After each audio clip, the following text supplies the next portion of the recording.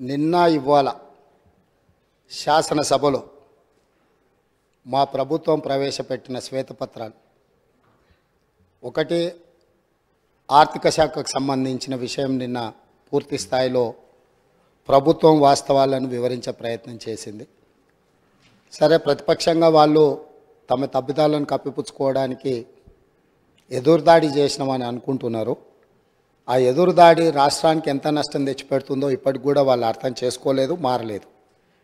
ఈరోజు కూడా మా ఉప ముఖ్యమంత్రి గారు తెలంగాణ రాష్ట్ర ఇంధన శాఖ శ్వేతపత్రాన్ని ఈ సభలో ప్రవేశపెట్టి సభ్యులందరితో చర్చ చేసి తెలంగాణ రాకంటే ముందు ఉన్న పరిస్థితి, తెలంగాణ రాష్ట్రం వచ్చిన తర్వాత గత ప్రభుత్వం 9.5 సంవత్సరాలలో తీసుకున్న నిర్ణయాలు, ఆ నిర్ణయాల వల్ల వచ్చిన ఫలితాలను, దుష్ఫలితాలను సభ ముందు పెట్టడం ద్వారా, ఎందుకంటే ఏ రోజు కూడా 9.5 సంవత్సరాలలో ఆనాటి ప్రభుత్వం వాస్తవాలను సభ ముందు పెట్టడానికి కానీ చర్చించడానికి కానీ ముందుకు రాలే. ఈరోజు ఎందుకు ఈ వాస్తవాలన్నింటినీ ముందలు పెడుతున్నాము? ఒక మనిషి ఆసుపత్రికి వెళ్ళి హెల్త్ చెకప్ చేసుకుంటే ఎక్స్రే నుంచి స్కానింగ్ వరకు అన్ని రిపోర్ట్లు తీసుకుంటేనే, బ్లడ్ టెస్ట్ కానీ అన్ని టెస్టులు చేయించుకుంటే, హెల్త్ చెకప్ చేయించుకుంటే ఆ వ్యక్తిలో ఉన్న బలాలు బలహీనతలు అన్నీ తెలిస్తే డాక్టర్గా వారికి వైద్యం అందించడం సులభం అవుతుందని చెప్పి హెల్త్ చెకప్ చేస్తాం. అట్లానే ఈరోజు విద్యుత్ శాఖను పూర్తి స్థాయిలో స్కానింగ్ చేసి వాస్తవాలను వారు ముందల పెట్టి వారు తప్పులు జరిగిన వాటిని అర్థం చేసుకొని అవగాహన లోపం వల్ల జరిగిందా, ఉద్దేశపూర్వకంగా జరిగిందా, ఇవన్నీ ఒక చర్చలో బయటకు వస్తాయి. కాకపోతే వాస్తవాలను ఒప్పుకొని హుందాగా 10 సంవత్సరాలు పరిపాలన చేసిన అనుభవం ఉంది మాకని పదే పదే చెప్తారు. ఆ అనుభవాన్ని ఇప్పుడైనా తెలంగాణ రాష్ట్రంలో విద్యుత్ సరఫరాలో, విద్యుత్ ఉత్పత్తిలో సామర్థ్యాన్ని పెంచుకోవడానికి వారు ఉపయోగించుకుంటే బాగుండేది. నేను సూటిగా 3 అంశాలను ప్రస్తావించదలుచుకున్నా. మాజీ మంత్రి జగదీశ్వర్ రెడ్డి గారు ప్రభుత్వానికే సవాల్ విసిరిండ్రు, మీరు విచారణకు ఆదేశించండి, మేము సిద్ధంగా ఉన్నామని. నేను వారిని మనస్ఫూర్తిగా స్వాగతిస్తున్నా.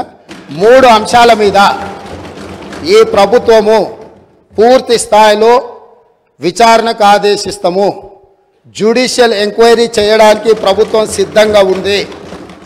వారే కోరుకున్నప్పుడు వాస్తవాలను సభ ముందు పెట్టిన తర్వాత మాజీ మంత్రి గారు ఏదైతే జ్యుడిషియల్ ఎంక్వైరీ కోరుకున్నారో తప్పకుండా తమరి అనుమతి ద్వారా సభలోనే నేను ప్రకటన చేస్తున్నా. 3 అంశాల మీద జ్యుడిషియల్ ఎంక్వైరీకి మా ప్రభుత్వం సిద్ధంగా ఉన్నది అని చెప్పి ఈ సందర్భంగా తెలియజేస్తూ, ఆ 3 అంశాలకు సంబంధించి తెలంగాణలో కాలిపోతున్న మోటార్లు, పేలిపోతున్న ట్రాన్స్ఫార్మర్లు, ఆత్మహత్యలు చేసుకుంటున్న రైతులు, ఇది ఒక పెద్ద సెంటిమెంట్ విద్యుత్తు అనేది. ఈ ప్రజల యొక్క సెంటిమెంటును ఏ రకంగా గత ప్రభుత్వము ఆర్థిక ప్రయోజనాల కోసము వినియోగించుకున్నదో ఈ అంశాలు ఈరోజు బయటికి రావాల్సి ఉన్నది. అందులో భాగంగానే ఛత్తీస్గఢ్ ఒప్పందం. మన రాష్ట్రంలో విద్యుత్తు ఉత్పత్తి సరిపోవడం లేదు, అత్యవసరంగా మన అవసరాలు తీర్చాల్సిన అవసరం ఉన్నది. కాబట్టి ఏ టెండర్లు లేకుండానే డైరెక్ట్గా మేము ఆ ఛత్తీస్గఢ్ ప్రభుత్వానికి సంబంధించిన ప్రభుత్వ సంస్థతో తెలంగాణ రాష్ట్ర ప్రభుత్వం డిస్కామ్లు ఒప్పందం చేసుకుంటున్నాయని ఆ రోజు ఇదే సభలో ఈ ఒప్పందాలతో 1000 కోట్ల రూపాయల భారం పడబోతుంది, ఈ భారాన్ని తెలంగాణ ప్రజలు భరించలేని పరిస్థితికి దారితీస్తుంది, ఈఆర్సీ ముందల మేము ఫిర్యాదులు చేయడమే కాకుండా మా వాదనలు వినిపించినాం. ఈ సభలో ఆనాటి ముఖ్యమంత్రి చంద్రశేఖరరావు గారికి మేము చెప్పే ప్రయత్నం చేస్తే మార్షల్స్ను పెట్టి మమ్మల్ని బయటికి గెంటేసి ఆ రోజు ఛత్తీస్గఢ్తోని తెలంగాణ రాష్ట్ర ప్రభుత్వం ఒప్పందం చేసుకుంది. దీనికి సంబంధించి విద్యుత్తు జేఏసీకి సంబంధించిన తెలంగాణ ఉద్యమంలో క్రియాశీలక పాత్ర పోషించిన ఒక జెన్కో ట్రాన్స్కో అధికారి నివేదిక ఇచ్చి ఈ ఒప్పందం వల్ల నష్టం జరుగుతుంది అన్నందుకు అతన్ని ఎక్కడనో మారుమూల ప్రాంతానికి బదిలీ చేసి కక్ష సాధింపుగా అతనికి ఉన్న హోదాను తగ్గించి ఒక చిన్న ఉద్యోగంలో నియమించారు అధ్యక్ష. వారు ఇక్కడ సభ్యుడు కాదు కాబట్టి వారి పేరు తీసుకుంటలేను. సంస్థలో పనిచేస్తున్న ఉద్యోగి అనుభవంతో తెలంగాణ ఉద్యమంలో విద్యుత్తు జేఏసీని క్రియాశీలకంగా ముందుకు నడిపించి ఉద్యమంలో ముందున్న వ్యక్తిని తెలంగాణ రాష్ట్రం వచ్చిన ఎంబడే శిక్షించి ఎక్కడో మారుమూల ప్రాంతానికి బదిలీ చేసి ఉన్న హోదా కంటే అతనికి డిమోషన్. తెలంగాణ ఉద్యమంలో పాల్గొన్న వాళ్ళు తెలంగాణ రాష్ట్ర సాధనలో క్రియాశీలక పాత్ర పోషించిన వాళ్ళను మనం సమర్థించే అవసరమైతే ప్రమోషన్ ఇవ్వాలి. ఒకవేళ ప్రమోషన్ ఇవ్వడానికి మీకు మనస్కరించకపోతే ఉన్న హోదాలనైనా ఉంచాలి. అలా కాకుండా శిక్షించి బదిలీ చేసిండ్రు. అతను కూడా ఆనాడు ఈఆర్సీ ముందు తన వాదన వినిపించిండు. ఆ వాదనను పెడచెవిన పెట్టి ఛత్తీస్గఢ్ ఒప్పందం చేసుకుండ్రు. ఈ ఛత్తీస్గఢ్ 1000 మెగావాట్ల ఒప్పందం 3/11/2014 నాడు ఏదైతే ఒప్పందం మీద సంతకం చేసిండ్రో ఈ నివేదికలోనే ఉంది. నేను కొత్తదేం చెప్పడం లేదు, వారు చూసుకోవాలి. పేజీ నెంబర్ 11, 12లో ఉన్న వాటిని. అసలు ఈ విద్యుత్తు వినియోగించినా వినియోగించకపోయినా అదేవిధంగా విద్యుత్తును రవాణా చేయడానికి వినియోగించాల్సిన కారిడార్ను పర్మనెంట్ ఒప్పందం చేసుకోవడంతో విద్యుత్తు సరఫరా అయినా కాకపోయినా దాదాపుగా 1362.424 కోట్ల రూపాయలు ఈరోజు ప్రభుత్వం మీద భారం పడ్డది. ఆ విద్యుత్తు కొనుగోళ్లలో ఆనాడు కేంద్ర ప్రభుత్వము మనకు తక్కువ ధరకు విద్యుత్ ఇవ్వడానికి సిద్ధంగా ఉన్నా పెడచెవిన పెట్టి మీరు మీ ఆలోచనతో మీ అవగాహనతో మీకు ఎలాంటి ఉద్దేశాలు ఉన్నాయో నాకు తెలియదు. ఆ ఉద్దేశాలు ఈరోజు విచారణతో బయటికి రావాలి. కాబట్టి రేపు జరగబోయే జ్యుడిషియల్ ఎంక్వైరీలో ఛత్తీస్గఢ్తో తెలంగాణ రాష్ట్ర ప్రభుత్వం చేసుకున్న ఒప్పందాల మీద 100% విచారణకు ఆదేశిస్తున్నాము. ఈ ఛత్తీస్గఢ్ 1000 మెగావాట్ల విద్యుత్తులో జరిగిన కుంభకోణము, నిర్లక్ష్యము, ఈరోజు ఛత్తీస్గఢ్లో ఏవైతే కేసులు నడుస్తున్నాయో ఈరోజు వాళ్ళు ఫిక్స్డ్ కాస్ట్ వేరియేషన్ కాస్ట్ని లెక్కలేసి వాళ్ళు ఏ అదనంగా అడుగుతున్నారో ఏ పరిస్థితులు ఉన్నాయో అక్కడ ఛత్తీస్గఢ్ ఈఆర్సీ ముందలో జరుగుతున్న కేసులు ఏమున్నాయో వీటన్నిటిని పూర్తి స్థాయిలో విచారణ చేయడం ద్వారా మొత్తం వాస్తవాలను బయటకు తీయాల్సిన అవసరం ఉంది. ఛత్తీస్గఢ్ ఒప్పందం మీద ఈ ప్రభుత్వం విచారణకు ఆదేశిస్తుంది అధ్యక్ష. అదేవిధంగా అధ్యక్ష, యాదాద్రి థర్మల్ పవర్ ప్రాజెక్ట్ ఆ రోజు ప్రజల సెంటిమెంట్ ఏదైతే ఉందో ఈ ప్రజల సెంటిమెంటును తమకు అనుకూలంగా మార్చుకొని ఇండియా బుల్స్ అనే కంపెనీ గుజరాత్లో 1080 మెగావాట్ల విద్యుత్ సామర్థ్యంతో ప్రైవేట్ సంస్థ నిర్మించదలుచుకున్న ప్రాజెక్టును కేంద్ర ప్రభుత్వం విధి విధానాలలో మార్పు తీసుకొచ్చింది. పొల్యూషన్ ఎన్విరాన్మెంట్ను రక్షించడానికి 2011-12లోనే ప్రభుత్వం విధానాలు తీసుకొచ్చి సబ్ క్రిటికల్ అనే టెక్నాలజీతో నిర్మించిన ప్రాజెక్టులను అన్నింటిని కూడా మూసేసి సూపర్ క్రిటికల్ టెక్నాలజీకి మీరు మారండి, భవిష్యత్తులో నిర్మించబోయే ప్రాజెక్టులు ఏవైతే ఉన్నాయో ఆ ప్రాజెక్టులను కూడా సూపర్ క్రిటికల్ టెక్నాలజీతో నిర్మించమని చెప్పి విస్పష్టంగా కేంద్ర ప్రభుత్వం ఆనాడు ఆదేశాలు ఇచ్చింది రాష్ట్ర ప్రభుత్వాలకు, అదేవిధంగా ప్రైవేట్ కంపెనీలకు.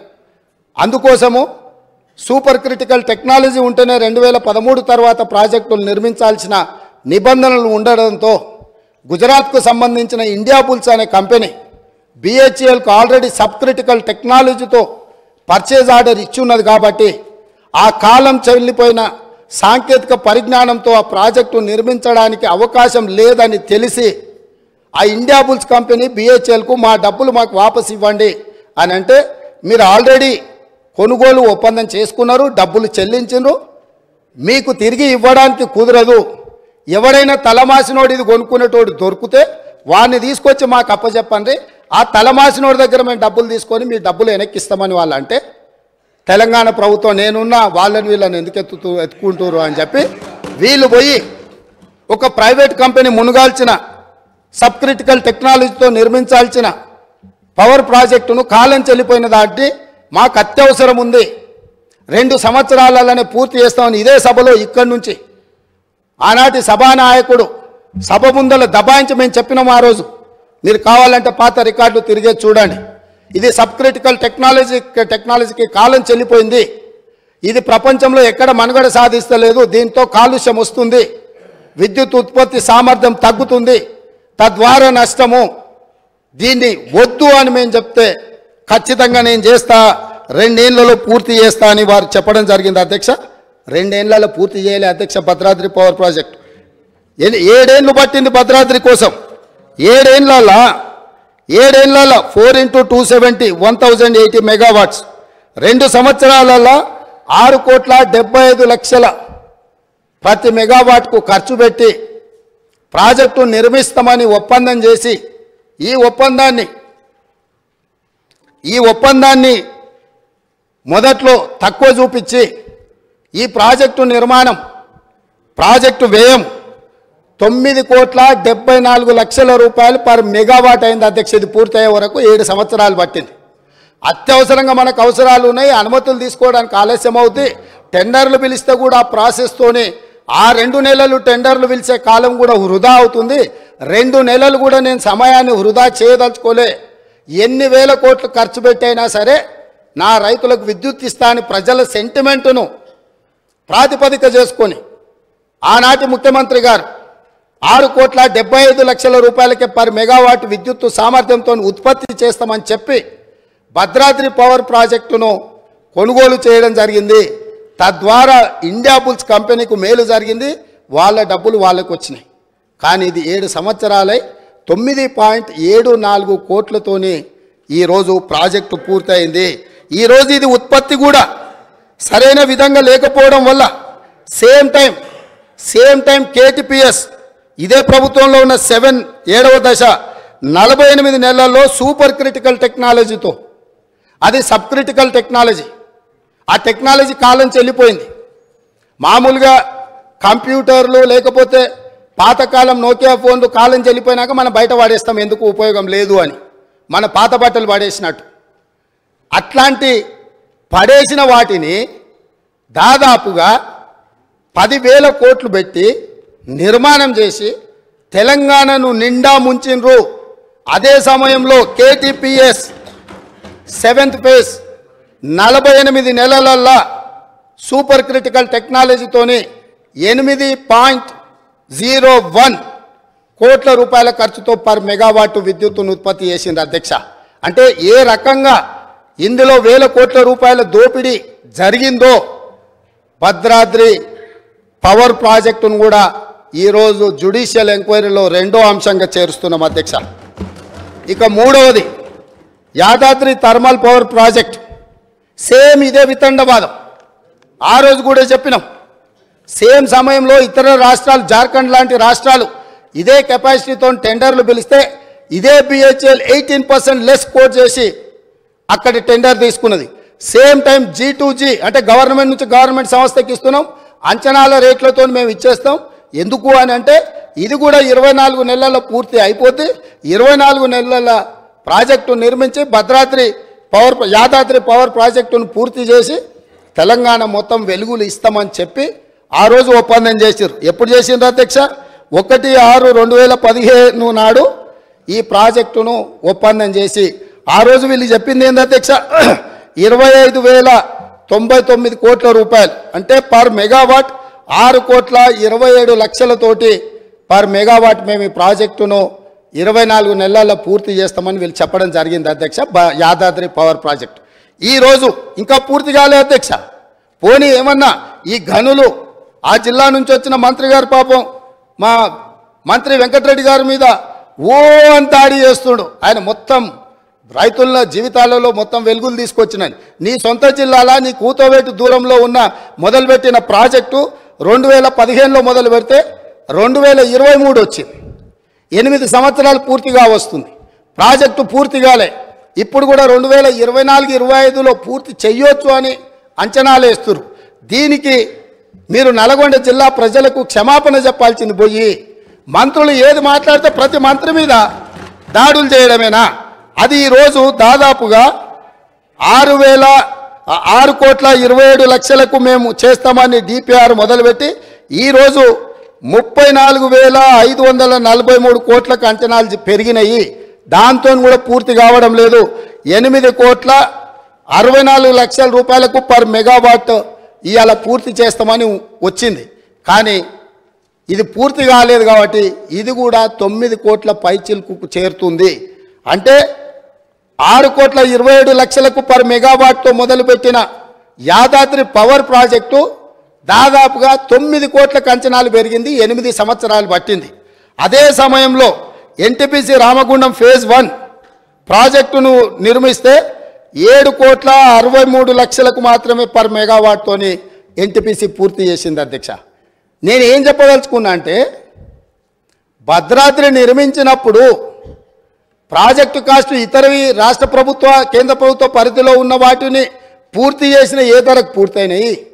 అదేవిధంగా యాదాద్రి పవర్ ప్రాజెక్టు వీళ్ళు G2G పేరు మీద ఓపెన్ టెండర్ గ్లోబల్ టెండర్ పిలవకుండా ఒప్పందాలు చేసి BHELకి ఇచ్చి BHEL వెనకాల నుంచి మళ్ళీ ఎవరెవరు వచ్చిందో అవన్నీ విచారణ తేలితే. అధ్యక్ష, నేను ఇప్పుడు వేగ్గా ఏది మాట్లాడదలుచుకోలే. కాబట్టి యాదాద్రి పవర్ ప్రాజెక్టు 4,000 మెగావాట్లతోని ఏదైతే నిర్మాణం చేపట్టి తెలంగాణ మొత్తం విద్యుత్తును అందిస్తామని గత ప్రభుత్వం చెప్పిందో ఈనాటికి కూడా పూర్తి కాలేదు. ఈ పూర్తి కాకపోవడానికి, ఈ అంచనాలు పెరగడానికి, అదే సమయంలో సూపర్ క్రిటికల్ టెక్నాలజీతోని అత్యంత అధునాతనమైన విధానాలతో ఏదైతే నిర్మాణం జరిగినాయో ఆ పక్కనే ఉదాహరణకు ఉన్నాయి. కాబట్టి ఈ 3 ప్రాజెక్టులు, 1 ఛత్తీస్గఢ్ ఒప్పందం, 2 భద్రాద్రి కొత్తగూడెంలో నిర్మించిన 1080 మెగావాట్ల నిర్మాణము ఒప్పందం, అదేవిధంగా 3వది యాదాద్రి థర్మల్ పవర్ ప్రాజెక్టుకు సంబంధించి BHELతో చేసుకున్న ఒప్పందాల నుంచి ఈనాటికి జరిగిన పరిణామాల మీద వారు కోరుకుంటున్నారు. కాబట్టి పారదర్శకంగా ఉండాలని వారు ముందుకు వచ్చినందుకు అభినందిస్తూ మా వైపు నుంచి కూడా మేము పారదర్శకంగా ఉన్నాం. తమరి అనుమతితోని జ్యుడిషియల్ ఎంక్వైరీకి ఈ 3 ప్రాజెక్టుల్లో మేము రెఫర్ చేస్తున్నాము. దీనికి కావలసిన మిగతా కార్యాచరణ మా శాఖ మంత్రి గారు, ఉప ముఖ్యమంత్రి గారు దీన్ని నెక్స్ట్ ప్రొసీడింగ్స్ ఏమి ఇవ్వాలి, ఏ రకంగా ముందుకెళ్లాలనో దీని మీద దృష్టి పెడతామని తెలియజేస్తున్నా. అధ్యక్ష, అదేవిధంగా మేము విద్యుత్ సామర్థ్యాన్ని పెంచినామని పదే పదే తెలంగాణ రాష్ట్రం వచ్చినాడు 7,778 మెగావాట్లు ఉండే ఈరోజు 19,475 మెగావాట్లు మేము సాధించినామని చెప్తున్నారు. అధ్యక్ష, ప్రభుత్వ రంగంలో వీళ్ళు సాధించింది గుండు సున్నా కొత్తది. ఎందుకు అని అంటే ఇక్కడ సోలార్ చూడండి అధ్యక్ష, ఈ పేజ్ నెంబర్ 7లో ఆనాడు 74 మెగావాట్లు ఉంటే ఈరోజు 5,600 మెగావాట్లు వచ్చింది. ఇది గవర్నమెంట్ సంస్థ నిర్మించింది కాదు, ఒకటే 1 మెగావాట్ గవర్నమెంట్ నిర్మించింది ఈ 10 ఏళ్లలో. ఇవన్నీ ప్రైవేటు సంస్థలకు ఆనాటి ప్రభుత్వం టెండర్లు పిలిచి ఆనాటి ప్రభుత్వం ఒప్పందాలు చేస్తే వీళ్ళందరూ ప్రైవేట్లో వీళ్ళు నిర్మించుకున్నది. అదేవిధంగా కేంద్ర ప్రభుత్వం నుంచి వచ్చింది ఆనాడు 1873 మెగావాట్లు ఉంటే ఈరోజు 186.76 మెగావాట్లు ఉన్నది. అధ్యక్ష, అదే సెంబీ కార్పు నుంచి 270 ఉంటే ఇట్లా ఛత్తీస్గఢ్ ఇవన్నీ ఒప్పందాలు చేశారు. అధ్యక్ష, ఎక్కడ వీళ్ళు జెన్కో ఆధ్వర్యంలో రాష్ట్ర ప్రభుత్వం కొత్త ప్రాజెక్టులను ఏవి నిర్మించలే. వీళ్ళు గొప్పగా చెప్పుకున్న భద్రాద్రి కాలం చెల్లిపోయింది. యాదాద్రి ఇంతవరకు 1 మెగావాట్ కూడా విద్యుత్ ఉత్పత్తి చేయలే. 35,000 కోట్ల రూపాయలు ఖర్చు పెట్టి సింగిల్ మెగావాట్ విద్యుత్ కూడా ఉత్పత్తి చేయకుండా 10 సంవత్సరాల తర్వాత మళ్ళీ సభలో నిలబడి మంత్రులందరి మీద దాడి చేసి దబాయించి ఇంకా ఎంతకాలం గడుపుతారు. అధ్యక్ష, ఎంతకాలం గడుపుతారు? మేము స్పష్టంగా మా మంత్రి కోమటిరెడ్డి వెంకటరెడ్డి గారు 24 గంటల విద్యుత్ మీద వీళ్ళు డంబాచార ప్రకటనలు చేస్తుంటే సబ్ స్టేషన్లు కూర్చొని లాగ్ బుక్కులు తీసుకొచ్చి ముందర పెడితే అక్కడ ఉన్న లైన్మెన్ క్లియర్గా చెప్పిండు 8 నుంచి 10 గంటలు ఇచ్చినాం, కొన్నిసార్లు 12 గంటలు ఇచ్చినాం సార్, ఈ మధ్యకాలంలో అంతకంటే ఇవ్వలేదు అని చెప్పి స్పష్టంగా చెప్పిండు. వారు ఎప్పుడైతే సబ్ స్టేషన్లకి వెళ్ళి లాగ్ బుక్కులు తీయడం మొదలుపెట్టినరో అన్ని సబ్ స్టేషన్లలో అక్కడ ఉండే రైతులని లాగ్ బుక్ తీయంగానే అది మాయం చేసిరు.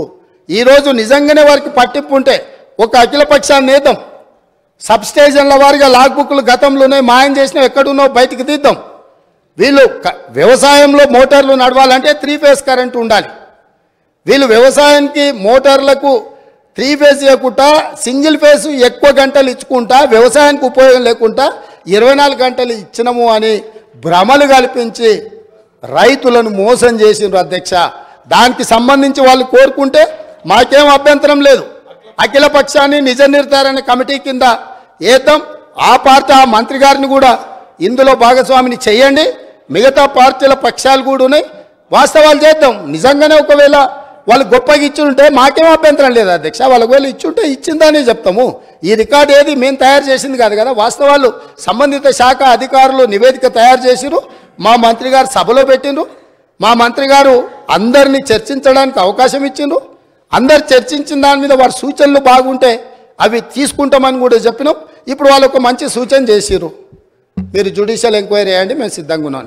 ఇంత మంచి సూచన వాళ్ళు చేసినాక ప్రతిపక్షమే ముందుకు వచ్చి వాళ్ళ పరిపాలన మీద పారదర్శకత కోసం జ్యుడిషియల్ ఎంక్వైరీ అడిగింది కాబట్టి వారి కోరిక మేరకు జ్యుడిషియల్ ఎంక్వైరీకి ఈ ప్రభుత్వం ఆదేశాలు ఇస్తుందని తమ ద్వారా తెలియజేస్తున్నాను అధ్యక్ష.